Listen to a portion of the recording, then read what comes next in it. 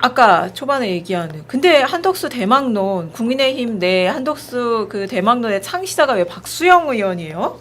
이제 박수영 의원이 부산 남구를 지역구로 두고 있는 재선 의원이에요. 네. 이제 이분이 한덕수 총리 대망론을 얘기하고 다닌 게 상당히 오래됐어요. 언제부터 그런 거예요? 제 기억에는 계엄전 뭐 얼추 지금 5월이니까 반년 정도 넘은 것 같아요. 아 진짜요? 예. 그 계엄부 전인 한참 네, 전인 거예요. 네. 그 이제 국무총리 대망론은 늘 있어 왔는데 네. 한대행 같은 경우는 사실은 연세가 좀 있으시잖아요. 그렇기 그렇죠. 때문에 49년생이죠. 네. 근데 기자들은 뭐 처음에만 해도 막 그렇게 귀담아 듣는 분위기는 아니었어요. 그렇죠. 뭐 이런 주장도 있구나. 게다가 임기 절반도 안 지났는데. 예, 그래가지고 이제 한 대행론을 띄우는 기사들이 뭐 가끔씩 있었는데, 아이고 이거를 이렇게 썼네. 이제 막 그런 식으로 좀 생각을 했었는데, 네. 이게 계엄이고 그다음에 그 단일화, 특히나 이제 오세훈 서울시장 사퇴하고 이러면서부터 본격적으로 불이 확 붙기 시작을 해가지고, 이제는 뭐 거의 뭐 대세가 된 국민의힘 내에서는 네. 대세가 된 상황이죠.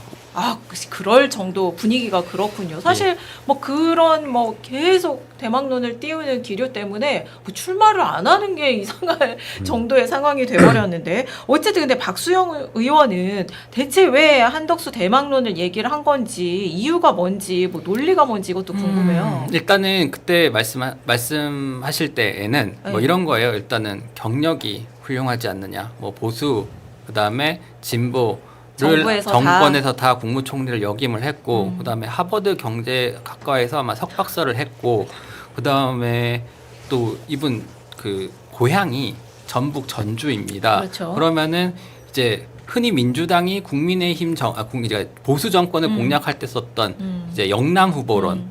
거기에 사실은 이제 노무현 대통령부터 시작해서 뭐 문재인 전 대통령, 그다음에 이재명 그 후보까지 그런 전략을 계속 펴왔잖아요. 그러면은 왜 우리는 호남 후보를 내면 안 되냐? 뭐 이런 그 지역 구도를 염두에 둔 계산도 깔려 있었고요. 뭐 그런 차원에서 얘기를 많이 했어요. 네. 근데 특히나 뭐 통상, 특히 미국과의 관계가 워낙 좋다고 알려져 있으니까 뭐 그런 부분에 강점이 있기 때문에 이번에는 할 수 있다라는 얘기를 했던 것이죠. 근데 한대행이 처음에 막 그런 얘기 나올 때만 해도 손살에 치면서 절대 안 난다라고 했는데 지금은 입장이 바뀐 거죠. 이제 한 사람이 그런 주장을 하고 다닐 때와 정말 많은 의원들이 그렇게 얘기를 할 때는 그 입장이 바뀔 수밖에 없잖아요. 진짜 난가? 진짜 네. 나밖에 없나? 이런 병에 걸리신 거군요. 일단은 근데 박수영 의원이 좀 어떤 분인지를 말씀을 드리면은 네. 일단은 그 굉장히 이분도 엘리트입니다.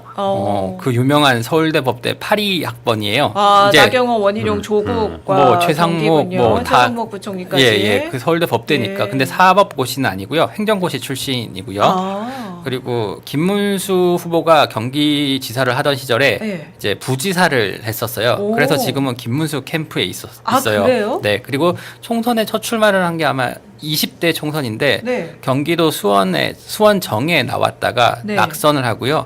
이후에 이제 21대 총선에서 부산 남구로 그 출마해서 처음 당선되고 그다음에 이번에 재선이 됐어요. 근데 좀 이제 제 개인적으로 관찰한 결과 학교연을 상당히 중요시하는 것 같아요.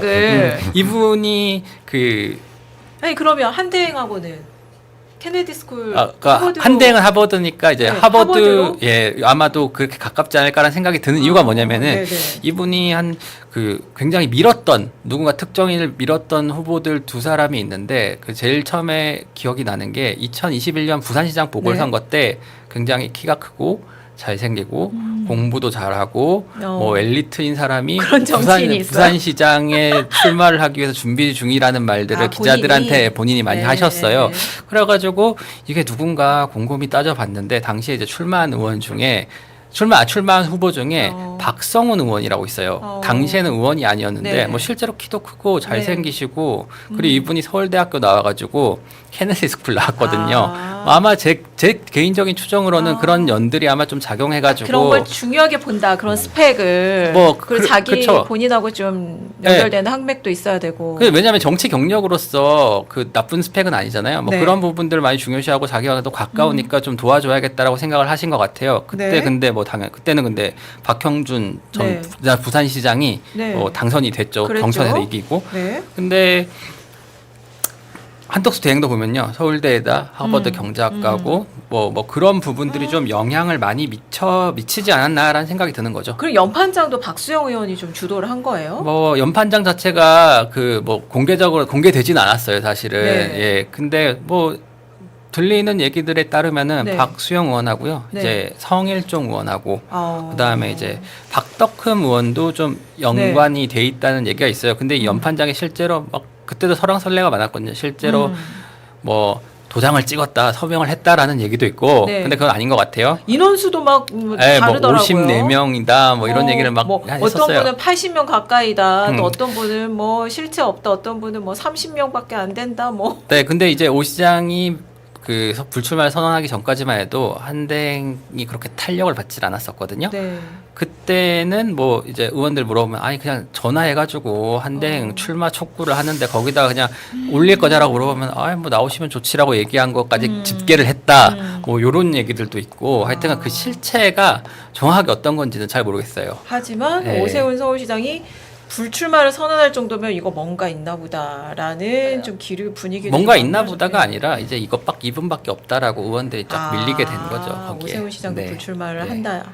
했으니 네네. 아 그렇군요. 아니 근데 그 박수영 의원이 지금 김문수 후보 캠프에 있다면서요? 네네. 그럼 김문수 후보 캠프 내부는 좀 기류가 이상하겠어요. 왜냐하면 사실은 그 후보 캠프 경선 후보 캠프는 이 사람을 대선 후보로 만들고 나중에는 이제 궁극적으로는 대통령으로 만들려고 모인 사람들인데 그 내부에 사실 한덕수 대망론을 믿는 사람이 있다면 분위기가 좀 이상하겠는데요? 이게 그래서 당시에 여러 가지 얘기들이 나왔는데 뭐 보도된 걸로도 네. 김문수 후보가 후보가 되면 음.